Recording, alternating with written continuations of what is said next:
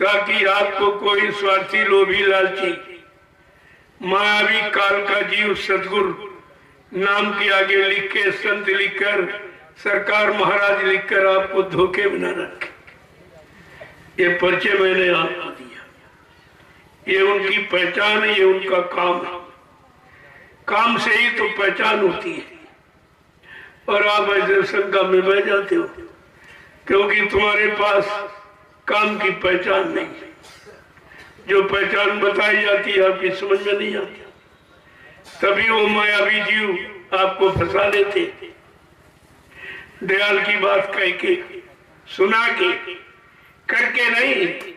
अगर करके सिद्ध कर दे तो मान लो कि दयाल का जीव है, लेकिन केवल कहता है, पढ़ के सुनाता है, सुन के सुना रहा है, का ये पक्का काल का जीव है।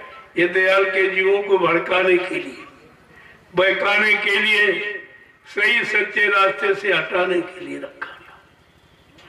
तो बड़ी सतर्कता के साथ आपको इस पराये देश में रहना है, क्योंकि पराये देश में, पराई हुकूमत में, पराये राज्य में तुम अपने अनुसार नहीं रह सकते। तुमको उसकी गुलामी, अधीनता स्वीकार करनी ही पड़ती। लेकिन संत दयाल हैं, संत महान सम्राट हैं। वो किसी के अनुसार जीना नहीं चाहते, नहीं रहते। वो जीवों को एक नई दिशा, एक नया बोर्ड, एक जीवन का नया रास्ता उसको बताते। उनका एक काम है। पहले उनके काम की पहचान समझो। अगर काम की पहचान जान गए फिर आपको कोई भी ठग नहीं सकता, कोई बहका नहीं सकता, कोई लोभ लालच में फंसा नहीं सकता, क्योंकि काल के जीवों की भरमार है। काल ने इतनी व्यवस्था की है क्योंकि उसने अखंड तपस्या सत्पुरुष की करके ये श्रुतों का भंडार मांग के ले आया है जीवों को फंसाने के लिए।